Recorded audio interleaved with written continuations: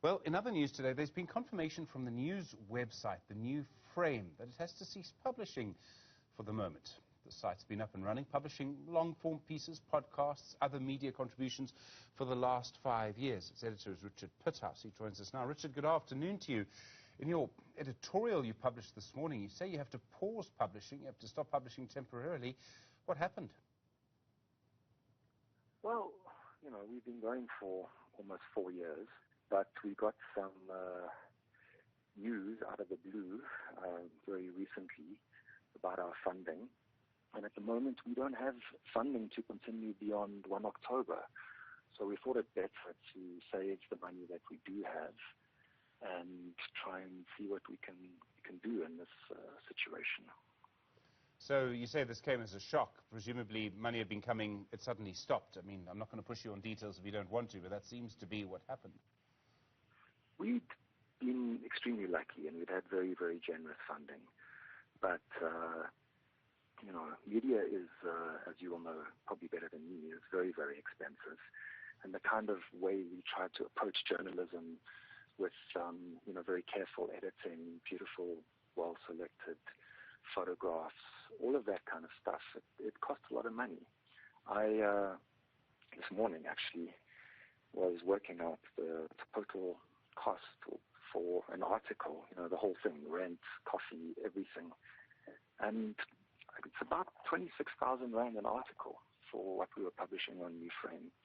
And our numbers, which were pretty good up until August last year, which was kind of our peak, have really, and numbers in terms of readers, have really collapsed. So there's a real issue about the money that's been spent and the result in terms of having a social impact. So yeah, we have to confront that. Why did the numbers go down? And I don't quite understand this, because I think your website, if I may say in my own personal view, stands apart from so many others. Because of the time and care that's taken for each contribution. You make the point in your editorial that Facebook may have played a role in this. How did that happen? Look, I'm not an IT expert, but I'm told that when Facebook changed its algorithm, it bounced a whole lot of publications out of the group that it considers to be credible and regularly shares and so on. What I can tell you for sure is that our numbers very suddenly went down, very dramatically. Something like 75% decline from our peak in August. But, you know, you'll need someone who's an expert on the algorithm and its politics to give you a better explanation of that. But, yeah, it was really quite shocking, actually, I mean, how quick that decline was. This gives you a real sense of what's going on behind the scenes, that someone sitting in, I presume, New York or Los Angeles or someone makes a decision, and suddenly you as a website in South Africa are so badly affected. It's incredible. Absolutely, and I mean, it's probably not targeted at all. It could just be some kind of random thing that happens in an office somewhere.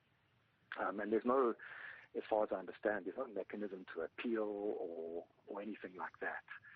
And it, you know, the public sphere has never been, you know, fully open to everyone and fully democratic, but it did at least used to be more diffuse, and that it was made up of different parts.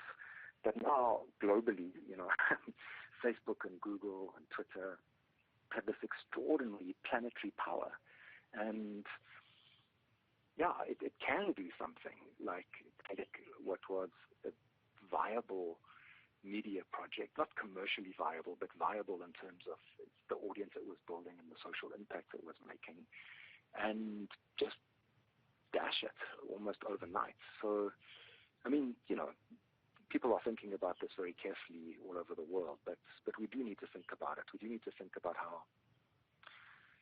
what it means when the public sphere is being privatized by a couple of massive data companies.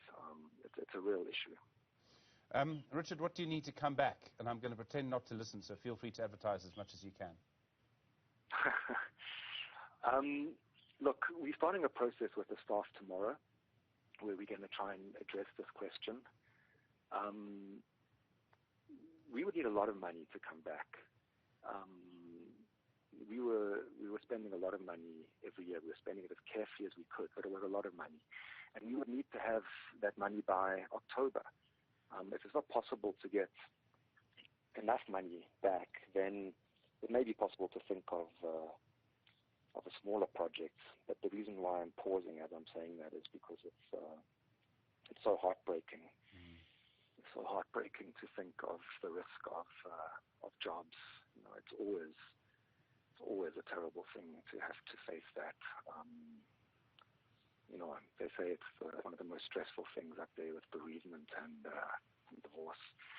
But in this economic climate with, you know, mass unemployment, especially mass youth unemployment, it's just a terrible, terrible prospect that has to be faced. Richard Pithouse, thank you for your time. I know it's a difficult moment for you.